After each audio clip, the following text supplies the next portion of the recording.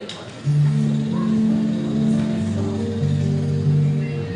George Bailey.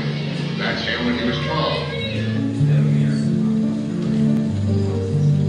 You know, George, I feel that in a small way we're doing something important. Satisfying a fundamental urge to remember what his own roof, walls, and fireplace. Enter the Martini Castle. Joy and prosperity may reign forever.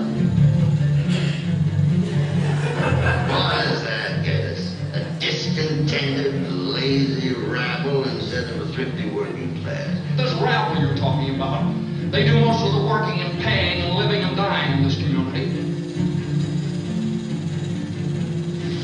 Don't look now, but there's something going on over there in the bank, George.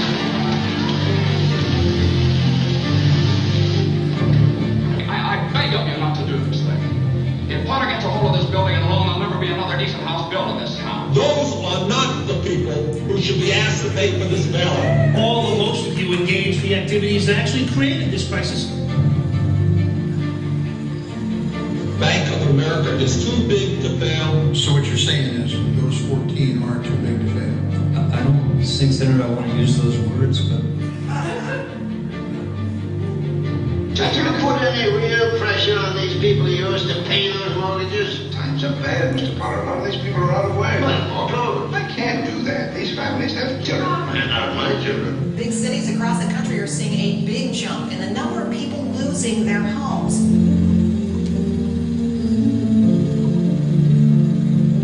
All right, now, Mrs. Thompson, how much do you want? What did you owe money, Never George? mind about that. How much do you owe now? I get along with 20 all right.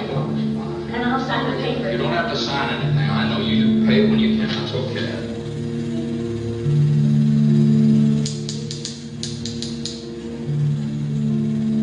Millions and millions of dollars paid out in bonuses by the insurance giant AIG. The 20 largest bailed out banks received $283 billion in taxpayer money, and the executives running those 20 troubled banks still receive enormous paychecks. We've got to find that money. Uncle Billy, look, do you realize what's going to happen if we don't find it? Banks are hoarding the money. It's like taking the American people's hard-earned tax dollars and slapping them in the face with it. Where's that money? You realize what this means? It means bankruptcy and scandal and prison. One of us is going to jail. Well, it's not going to be me.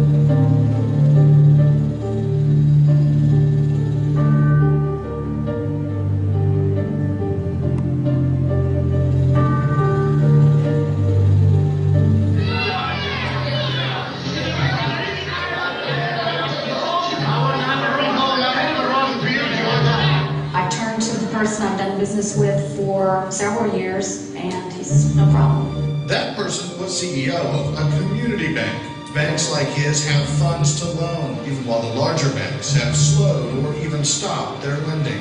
I don't have one single penny in any of your banks. Not one. Because I don't want my money put into CDOs and credit default swaps and making humongous bonuses.